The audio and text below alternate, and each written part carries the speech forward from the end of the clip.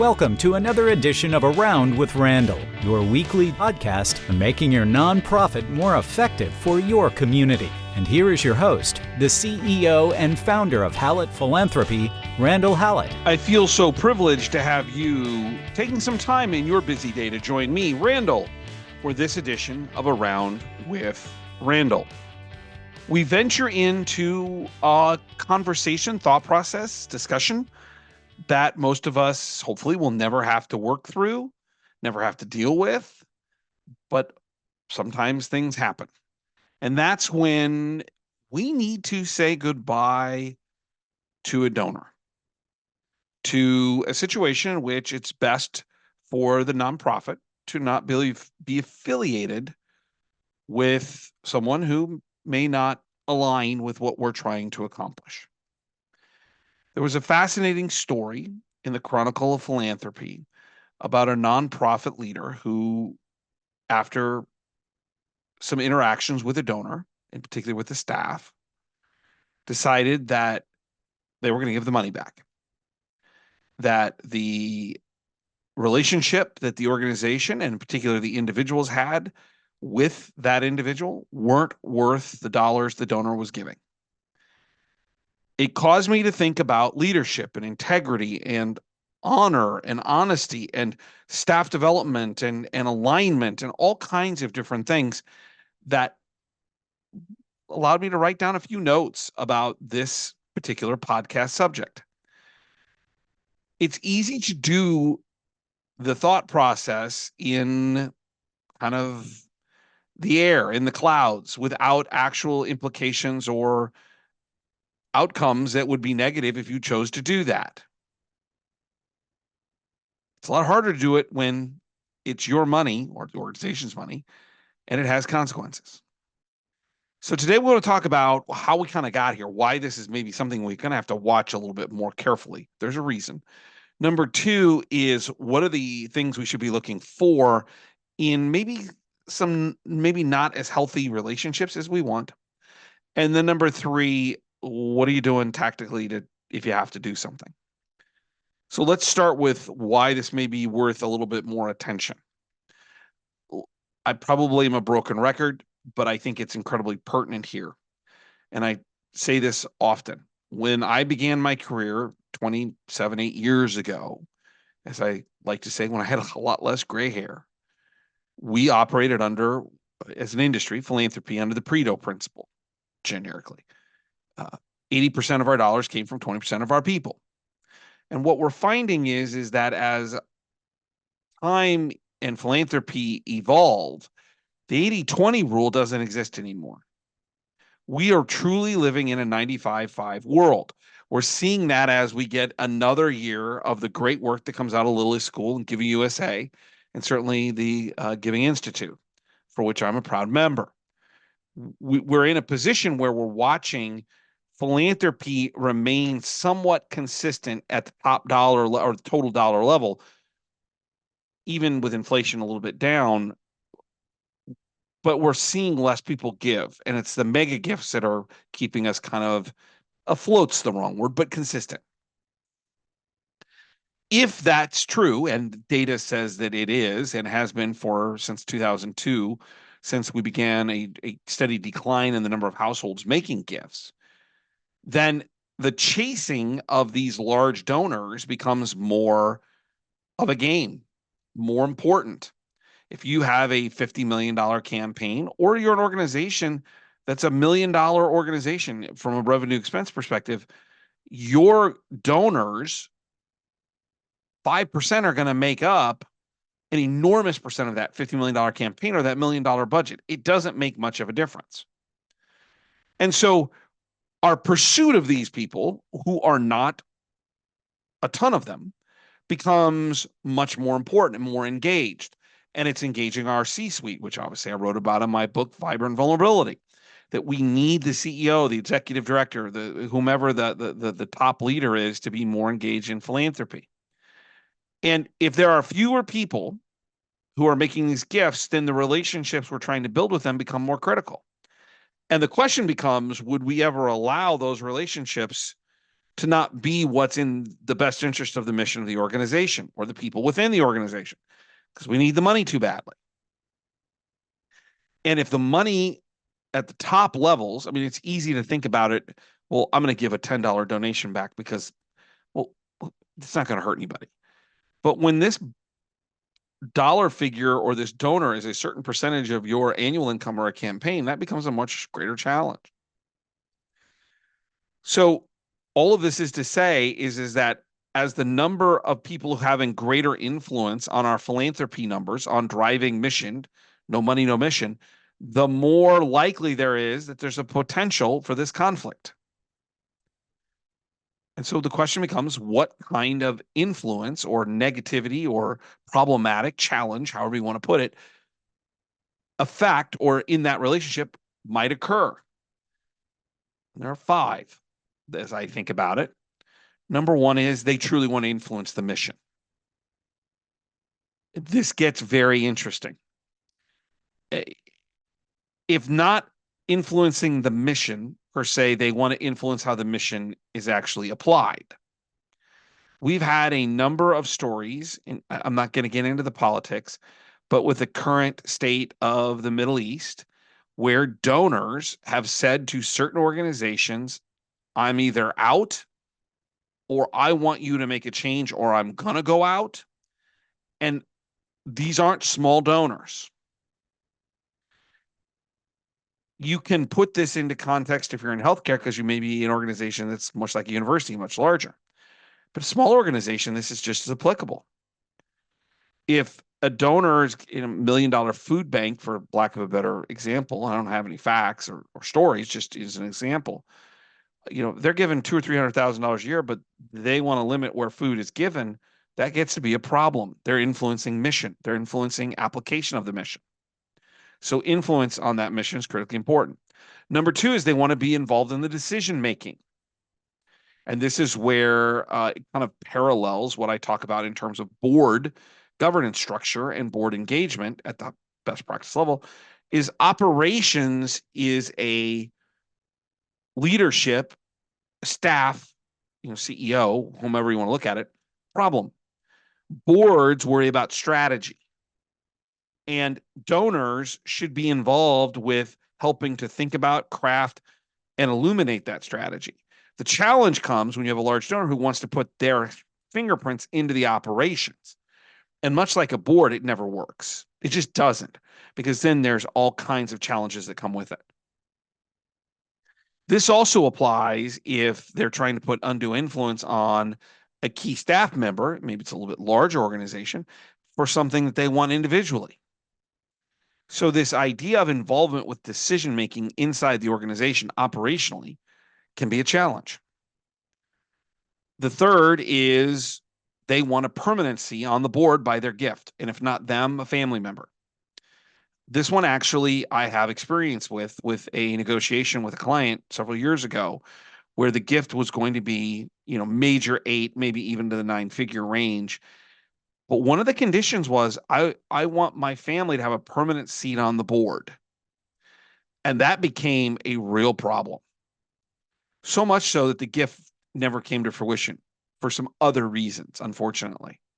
But it was an interesting conversation, particularly since this board wasn't that big. This wasn't a 40-person board. It was a 12-person board. So literally almost 10% of any vote they would take would include the donor or someday, possibly, a donor's, in this case, child. That has consequences. And so sometimes they want a permanence even in the governance structure.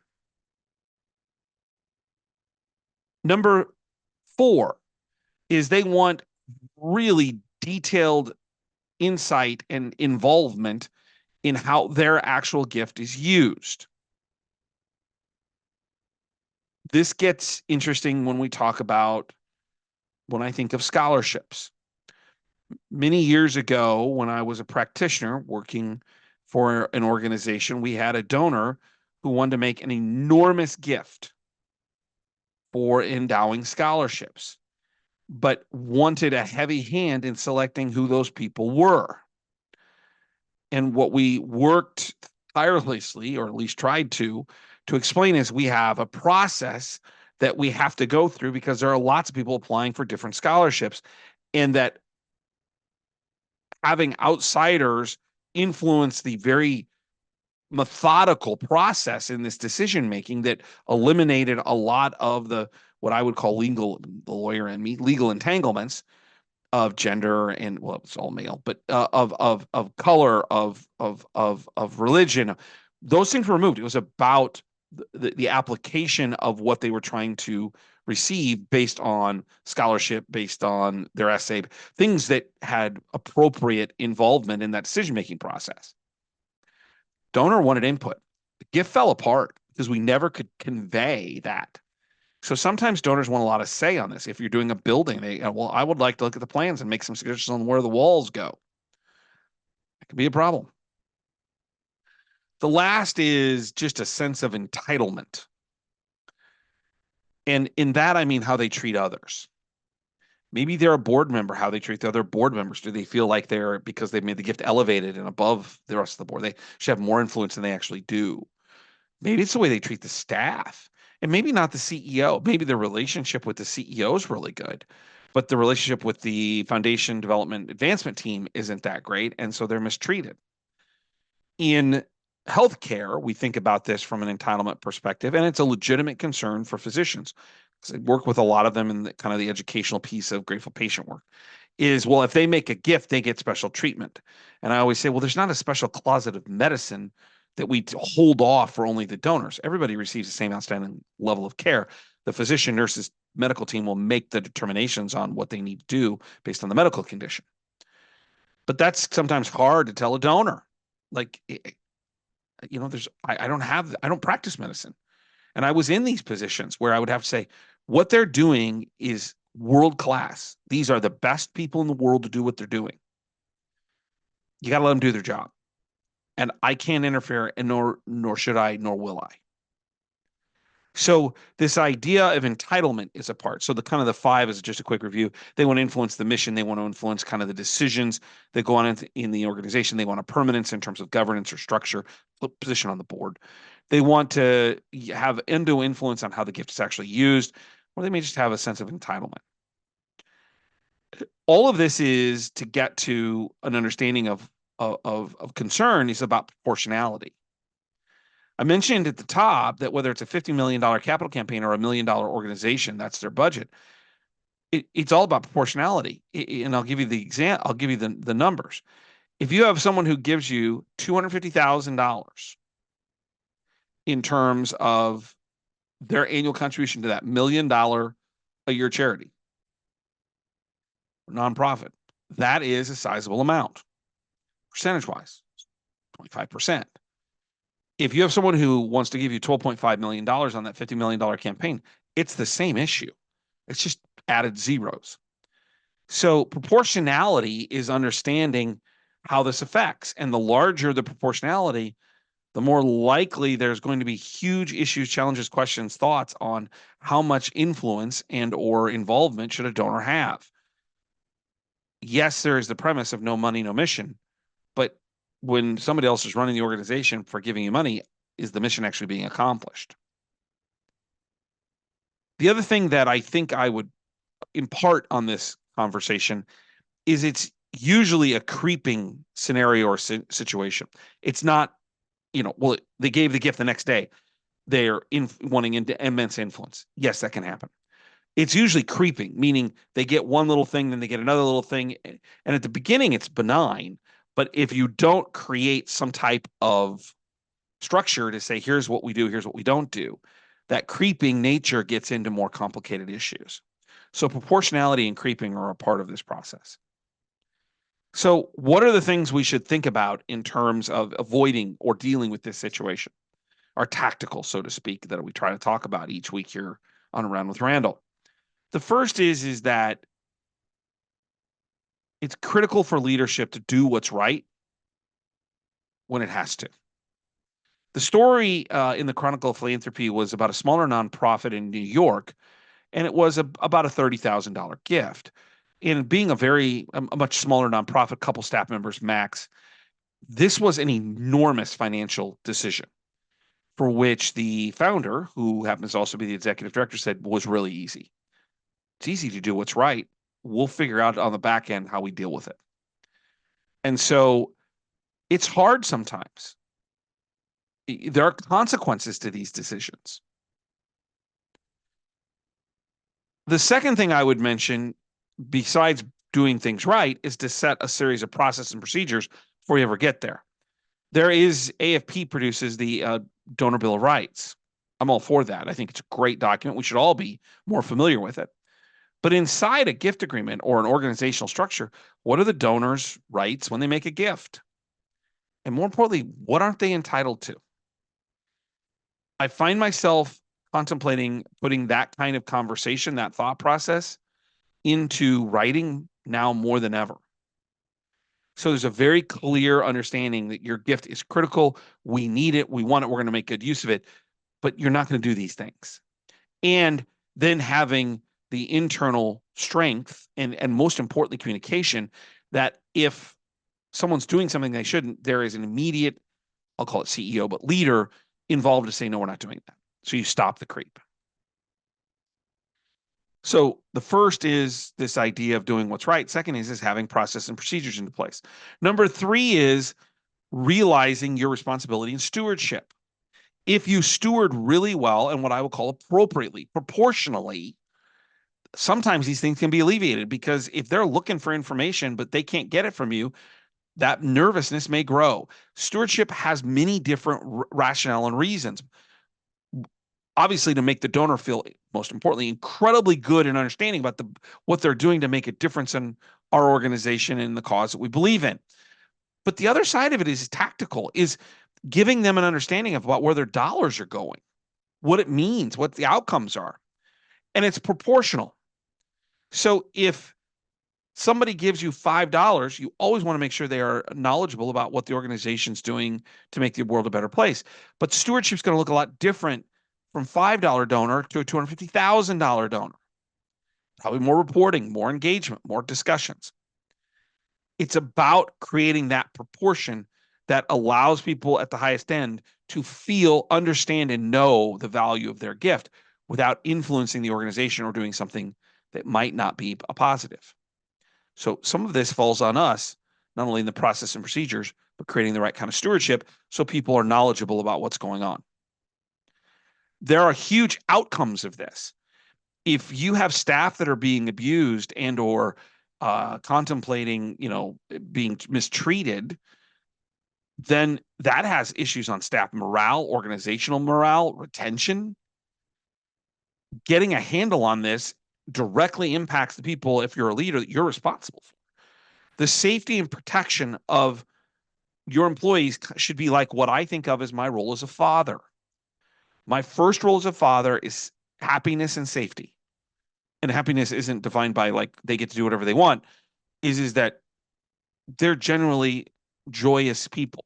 Part of that is creating an accountability system. Sound like employees? And they're safe. They're protected. They can grow. They don't fear going to work or coming home. For a kid, think about your employees like the way you treat your kids. Well, you protect them because you want them to be everything they can be for an organization you collectively are trying to push forward. It's also about reputation. If your organization doesn't have the relationships and doesn't take care of its mission, eventually that reputation will get out and will make it harder for you to attract other board members, new donors, keep your current donors. And in that same vein, if you allow one donor or a very small group of donors to influence the mission, the organization, decisions, hiring, whatever, other donors may say, well, the heck with that. I'm not putting my money in something that somebody else is running that I may not agree with in how they're doing this. I know it sounds like these things generally don't happen, but I'm finding they're happening a little bit more often. They're not catastrophic in terms of they want to change the mission of the organization. I mean, we kind of started with that, but it's about undue influence into smaller things, how money's used, who makes the decisions, who gets hired, recommendations that are a wink and a nod, really maybe not as much of a recommendation as, because I made that gift. There seems to be a little more of this. So the counsel is to get ahead of it. to have the processes and procedures in place to protect the organization. Here's what's allowed, here's what's not. To have great stewardship so donors know what the money's doing, but understand there's a limitation as to how they can influence that, but they feel good about what they're doing. And to make sure your team knows that, hey, especially if you're the ultimate leader, you have a problem, come and tell me, I'll take care of it. I will step between the two of you. If you feel like the donor's not being fair, if you're not being treated appropriately, we can take care of that. All of these things are important to contemplate when we want to say goodbye, potentially, to that donor. And if more appropriately, how do we make sure that they know their limitations and maybe we keep them, but within the bounds that are appropriate? Don't forget, check out the blogs at hallettphilanthropy.com. 2 a week, 90-second reads, different subjects that I see in terms of stories or experiences. And if you'd like to reach out to me, let me know what you're thinking. Let me know any thoughts on this podcast or any. And by the way, leave a comment on wherever you get these, YouTube or anywhere else, so others can watch and learn or listen and learn. But you can get a hold of me at podcast@hallettphilanthropy.com. What we do today is really important. Philanthropy is going to be needed more and more to fill these holes and gaps where free enterprise and government can't, but philanthropy and nonprofits are built to help those who are looking for assistance and help for the things that are most important in our community. My favorite saying, some people make things happen, some people watch things happen, then there are those who wondered what happened. We are people, you're someone who makes something happen. You partner with others, philanthropists, who also want to make something happen for those people and those parts of our community that are wondering what happened. That's a great way to wake up every morning and go to bed every night feeling like you've accomplished something. And doing so, by the way, that's how philanthropists feel when they do it right, partnering with them in a joint venture as an organization or an individual, however you do that, to make the world a little bit better place. That's a worthwhile profession. I'll look forward to seeing you next time right back here on the next edition of Around with Randall. And don't forget, make it a great day.